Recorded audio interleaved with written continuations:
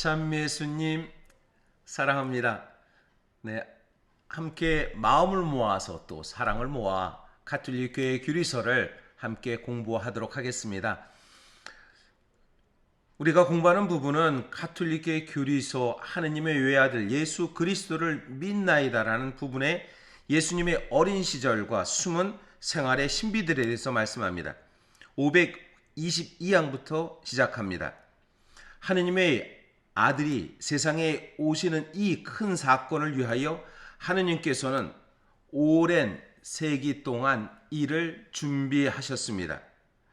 하느님께서는 첫째 계약의 예식과 희생제사, 표상과 상징들을 모두 그리스도를 향해 집중시키셨으며 계속 출현하는 이스라엘 예언자들의 입을 통하여 그분을 예고하십니다. 그 밖에도 이교인들의 마음속에 그분께서 오시리라는 막연한 기대를 불러일으키십니다. 하느님께서는 첫째 계약의 예식과 희생제사, 표상, 상징들을 통해서 그리스도로 집중하십니다. 히브리서 9장 15절의 말씀에 보면 이렇게 나옵니다. 그러므로 그리스도께서는 새 계약의 중재자이십니다. 첫째 계약 아래서는 저지른 범죄로부터 사람들을 속량하시려고 그분께서 돌아가시어 부르심을 받은 이들이 약속된 영원한 상속 재산을 받게 해 주셨기 때문입니다. 처음 태초에 하느님께서 사람을 즉 아담을 만드시고 또 숨을 불러일으켜 아담을 만드시고 그리고 또 아담의 옆구리에서 하와를 만드셨다라고 하면서 인류의 기원에 대해서 이야기합니다. 그리고 당신의 모습, 즉 모상으로 이마고 데이라고 말하는 모상으로 하느님께서는 당신의 모습으로 사람을 만드십니다. 그러나 하느님의 구원 역사가 들어오기 시작한 것은 기원전 1800년 정도의 아브라함을 통해서 오기 시작하고 그 역사가 아브라함, 이삭, 야곱, 요셉을 통해서 이어지면서 이제 이스라엘 민족, 모세를 통해 이스라엘 민족이 형성이 됩니다. 이스라엘 민족이 형성되고 그리고 처음 이제 역사 안에 들어오는 즉 다윗의 역사 왕정 시대가 물론 사울 시대가 있고 그렇지만 사울 시대 지내서 왕정 시대가 다윗으로 시작된 게 된 것이 기원전 1000년 정도 됩니다. 이렇게 이어면서 다윗, 솔로몬 그리고 또 남과 북으로 이스라엘은 나눠지고 르호보암, 예로보암으로 나눠지면서 왕정 시대가 이렇게 이어지게 됩니다. 이 모든 것은 하느님의 구원 역사가 하느님의 아들이 드러날 수 있도록 준비하는 그러한 역사라는 것을 미리 준비한다는 것입니다. 왜냐하면 인간을 통해서 드러난 구원의 하느님의 구원이 완전히 성취되지 않았기 때문에 이제 하느님께서 당신의 모습을 직접 드러내는 하느님의 아들, 사람의 아들 예수 그리스도 메시아 구원자가 온다는 것을 이렇게 준비한다는 것입니다. 523항입니다. 세례자 요한은 주님의 길을 닦기 위하여 파견된 주님의 직전 선구자입니다. 지극히 높으신 분의 예언자인 요한은 모든 예언자를 능가하는 마지막 예언자이며 복음의 시작입니다. 그는 자기 어머니의 태중에서부터 세상에 오시는 그리스도께 인사를 드렸으며 세상의 죄를 없애시는 하느님의 어린 양이라고 부른 신랑의 친구가 됨을 기뻐합니다. 엘리야의 영과 힘을 지닌 예수님에 앞서 온 그는 설교와 회개, 예세례 그리고 마침내 자신의 순교로 예수님을 증언합니다.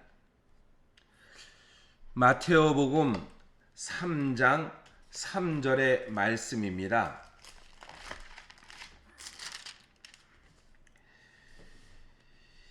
요한은 이사야 예언자가 말한 바로 그 사람이다.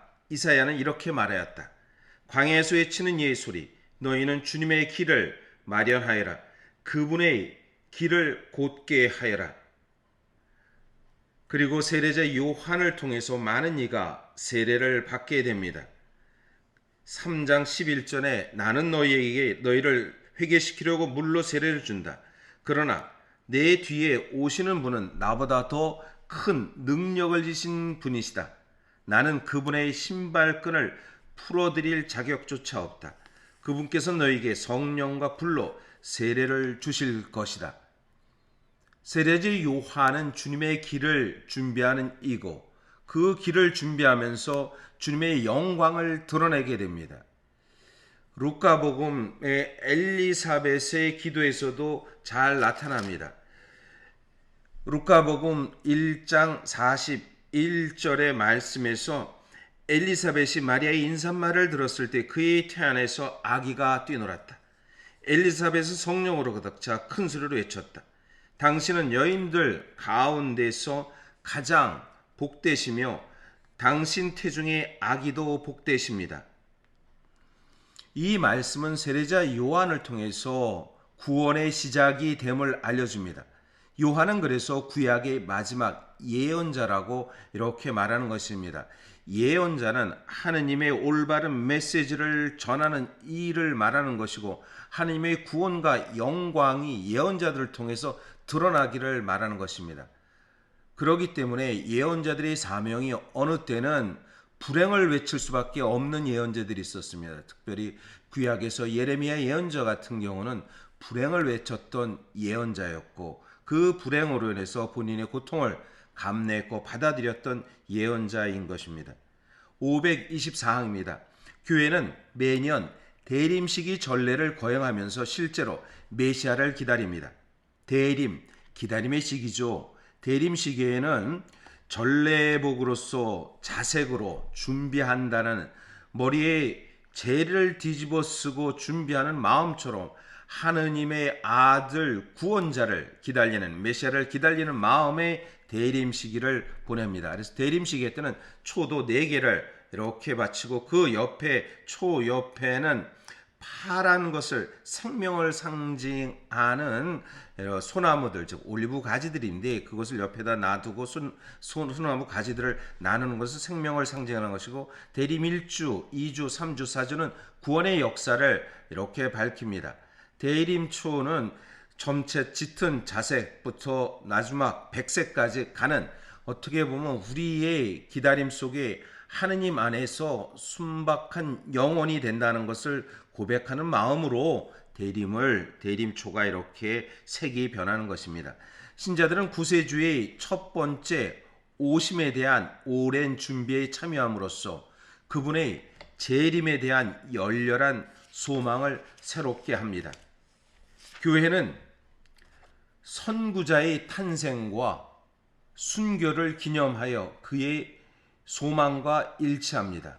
그분은 커져야 하고 나는 작아져야 한다는 요한복음 3장 30절의 말씀처럼 세례자 요한의 말씀처럼 커지고 우리는 작아지는 모든 것은 구원의 역사를 통해서 드러난다는 것을 이야기합니다. 한편 열렬하게 소망으로 재림을 열렬히 기다린다는 묵시록 22장 17절을 한번 보도록 하겠습니다.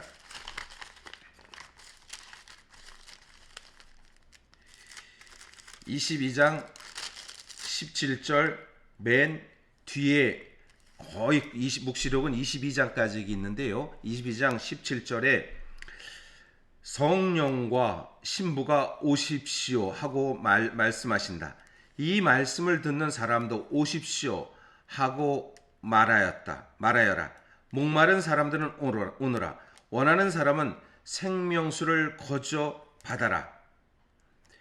나는 이 책에 기록된 예언의 말씀을 듣는 모든 이에게 증언합니다. 누구든지 여기에 무엇을 보태면 하느님께서 이 책에 기록된 재앙들을 그들에게 보태어 주실 것입니다. 그래서 쭉 이 일들을 증언하는 분께서 말씀하십니다. 그렇다. 내가 곧 간다. 아멘. 오십시오 주 예수님. 묵시록 22장 맨 끝 21절의 말씀, 주 예수님의 은총이 모든 사람이 함께하기를 빕니다. 우리는 모든 것이 그리스도의 은총 속에서 그리고 그분을 기다리는 열렬한 마음으로 있다는 것을 이렇게 보여주는 것입니다. 그래서 예수님의 모든 어린 시절의 준비가 구원자 메시아가 온다는 것을 준비하는 마음이 우리에게 있다는 것을 다시 한번 기억했으면 좋겠습니다. 네, 오늘도 주님 안에서 행복한 하루가 되시기를 바랍니다.